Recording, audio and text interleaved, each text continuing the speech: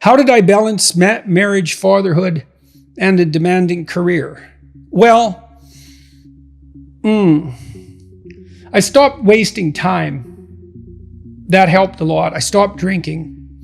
I stopped going to bars. I really didn't spend a lot of time with my friends when I had young kids in particular. I had friends and I saw them, with some degree of regularity, but where I cut corners was more with social life outside my family. So I spent a lot of time with my wife, and I spent a lot of time with my kids, and I spent a lot of time on my career. And so you have to make choices. And I think those were reasonable choices. I'm not displeased with them. Don't abandon your friendships, but you can certainly look at where you're wasting time and just stop doing things that you know to be a waste of time.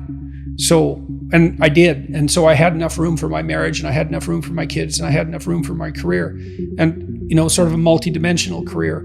And it was always a challenge to me too, to see how efficient I could get. And you could also, and I've really recommended this for relatively higher income, dual income couples who are trying to pursue dual careers, kids, and marriage. You can outsource, hire a cleaning lady if you can afford it. Buy restaurant food if you can afford it, etc. You can outsource, you can have someone do your laundry, then you can concentrate on your marriage and your kids. I know that is only an avenue available to people who have relatively high incomes, but people who have dual incomes have relatively high incomes. And so outsource what's unnecessary so that you can concentrate on what's necessary. I mean, I didn't do that when I was beginning my career, because when I lived in the United States, when I was in my late 20s and starting my family, we had one income. You'd think a Harvard beginning professor makes a lot of money, and I suppose that's true in some absolute sense, but relatively speaking, we didn't have enough money to buy magazines. We all our money went for housing cost and the basic necessities of living. I had a car that was 20 years old, 25 years old, I think. It was old. It was a bloody thing. The doors fell apart on the person I sold it to, like 6 months down the road. They knew it was a wreck at that point, but we drove that thing right into the ground. So I know that's not necessarily possible for everyone at the beginning of their career, but if you have two incomes, you can manage it. I concentrated on my marriage and making time for it.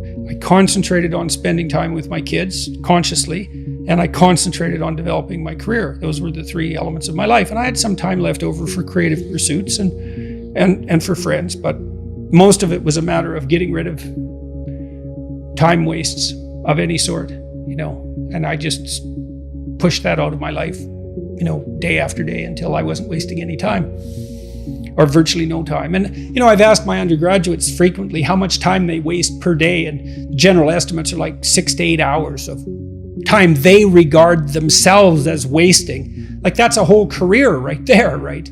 So if you just stop wasting time, you can do a tremendous amount, especially if you also try to maximize efficiency. And I always found that incredibly motivating, a motivating game. How much can I do in the least amount of time possible? That's fun to try to do that, as far as I'm concerned.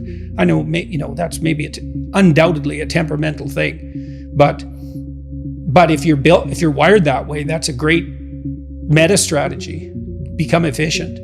I always asked my graduate students when they were designing experiments, they'd come with a proposal. I'd say to them, is there any way you could do this 10 times faster? What would you have to cut? What would you have to change to do this 10 times faster? And you can learn to do that. I also learned to force the task to fit the time. There's this dictum, work expands to fill the time allowed for its completion.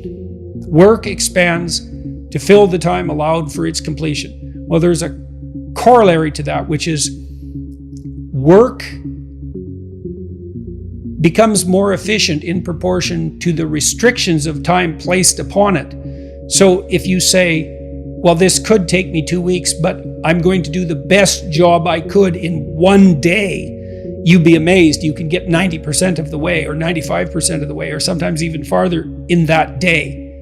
So that's another way of becoming efficient. If you only have 10 minutes to do something that should maybe take you 2 hours, maybe you can figure out how to do it in 10 minutes. You can get dreadfully efficient. So that's very much worthwhile in my estimation. If you want to do a lot of things, what else are you going to do? rather than become efficient if you want to do many things. You don't have much choice, but I found it extremely entertaining to try to do that.